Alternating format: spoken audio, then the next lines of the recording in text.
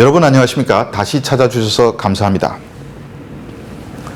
제가 지난 시간에 통일이 되면 한반도는 급속한 다문화 사회로 진입할 것이고 중국인 아빠와 북한 출신 엄마의 가정이 크게 늘어나며 미래 세대는 민족의 개념이 희박한 환경에서 살 가능성이 높다고 전망했습니다.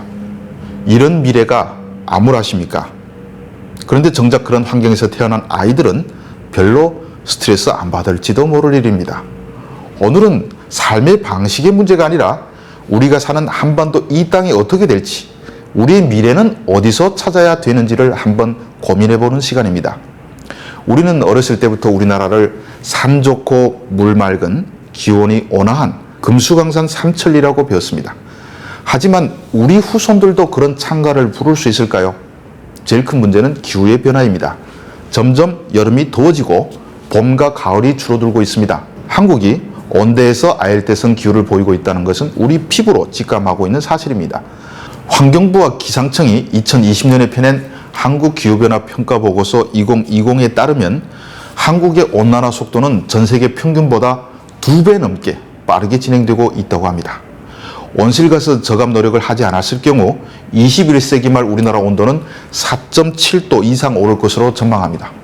4.7도 별거 아니네 라고 생각할지도 모르지만 이건 완전히 무서운 일입니다.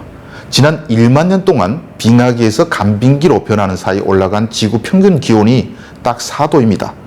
1만 년의 기후 변화가 앞으로 100년도 안 되는 사이에 닥치는 겁니다. 끔찍하죠. 우리나라는 주변 해수면 온도 상승도 세계 평균보다 2.6배 빠릅니다. 반세기 뒤면 한반도는 아열대 국가가 됩니다.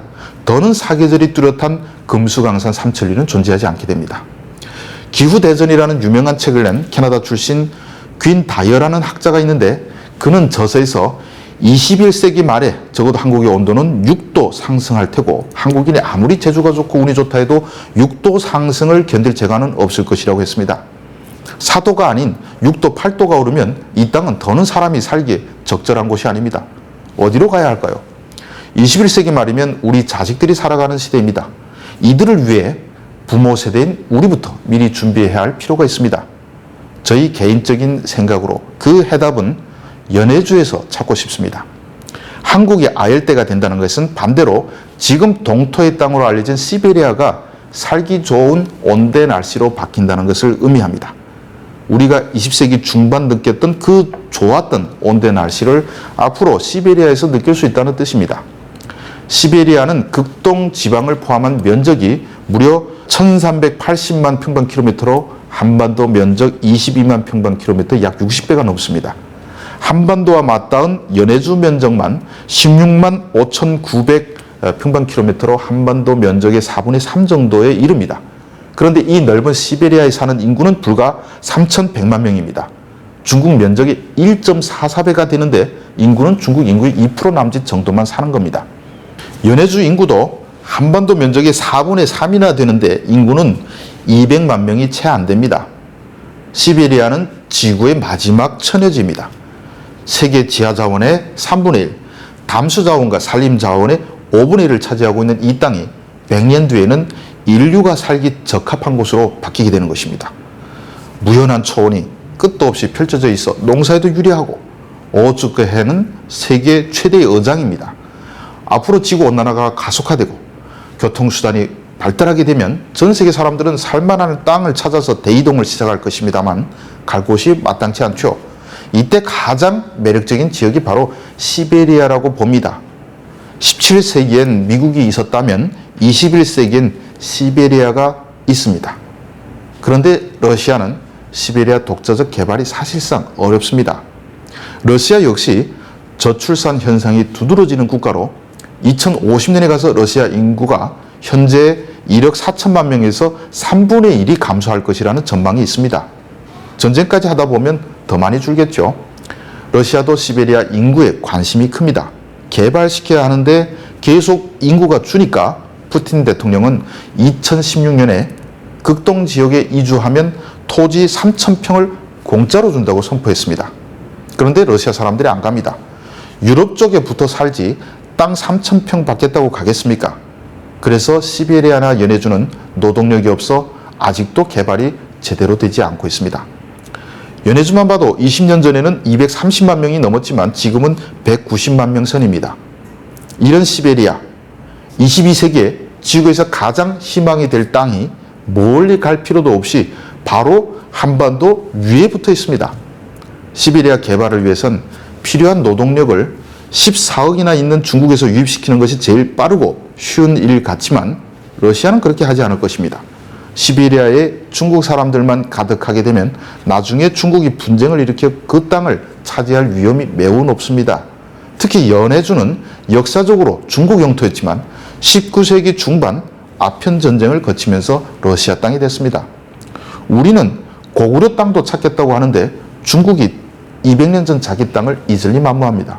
따라서 러시아는 중국의 노동력은 쓰고 싶어도 못 씁니다.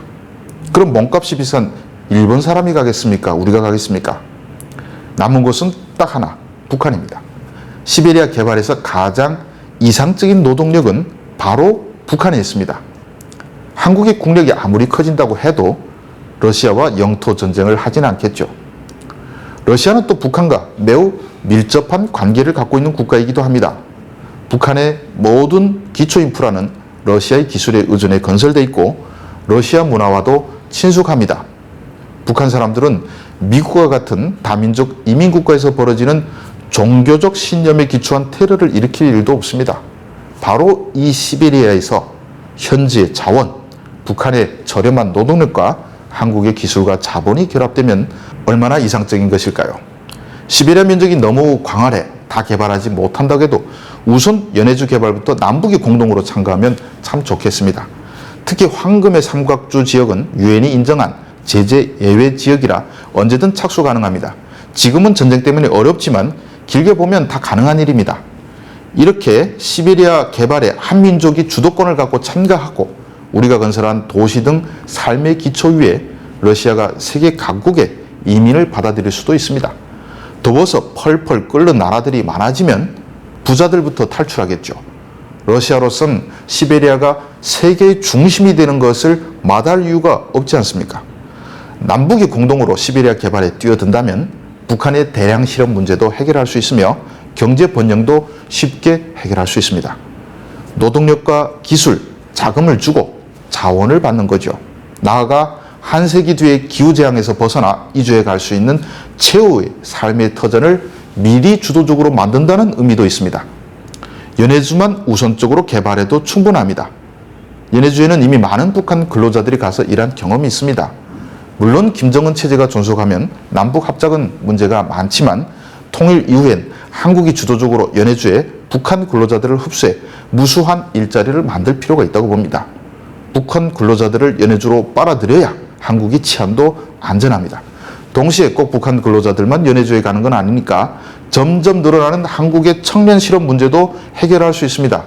한국은 5천만 명이 장기적으로 살기에는 너무 좁은 땅이고 남북을 합하더라도 22만 평방킬로미터는 7,500만 명이 살기엔 좁고 자원도 없습니다.